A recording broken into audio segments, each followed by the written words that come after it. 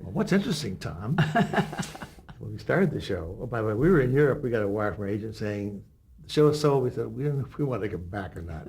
We'd written 2 shows before we left, one with Hamley Stafford, 3, somebody else too. Well, never. Anyway, No one's gonna know. the show, we thought, oh, gee, do we want to go back for that? We're both running out of money, so we thought we better come home and do the show.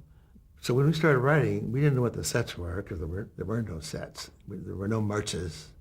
We'd write and say, whoever that is comes in that door if there's one there. Maybe there's a kitchen, maybe there's a bedroom, who knows? Just write sort of blindly, you know. And also, while they said you had to have like 8 scripts to start, which was some arbitrary figure, but you had to really plan. So we're busy writing, and meanwhile, Desi and Jess and all these people are figuring. Well, I should back up and say they're figuring how to put it on film. But before that,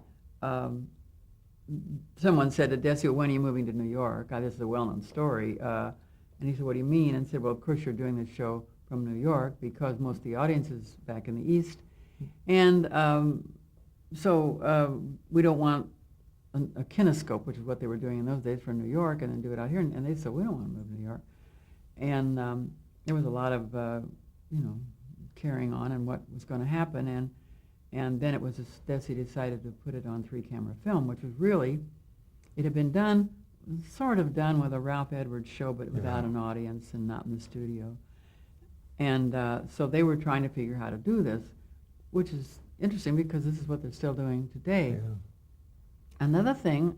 Come from a studio, was that a big problem? Yeah, we were gonna do it in a theater because Ed Sullivan was done in a theater and Sid Caesar, and they looked all around Los Angeles for a theater, and they couldn't find anything that they could use all the time, every week. And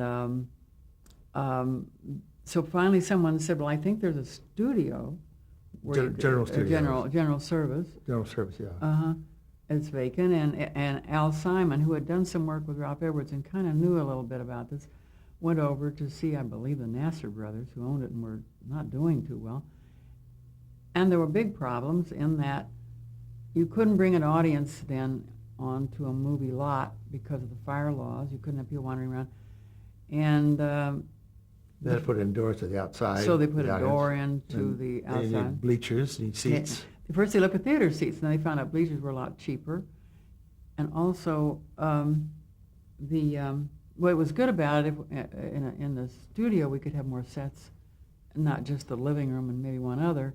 We could have 3 or 4 sets, and it could be long. And so now it seems so simple, but there were a lot of things to be ironed out. And I think they used 4 cameras at first and found out they didn't need them. And the lighting. Originally, Desi wanted to film it right straight through like a play because He said, "No one will sit still." he was theater trained. Just do it. But that limited our sets. I think we only did that once. I'm not and sure. wardrobe and ideas. And the lighting was a big problem. So they got Carl Freund, who was a cinematographer, award-winning from MGM, and he really didn't want to do television. Wasn't he one of Hitler's cameramen? Not Hitler. Oh, somebody else later on. Earlier. Somebody in the early German the history. Kaiser. The Kaiser. But they got him. He was in it. It was a challenge to him, and he had invented a lot of things, and he thought it might be kind of fun to see if he could do it because you were lighting for a long shot, a close-up, and a medium shot all at once. So it was very flat lighting, which really hadn't been done.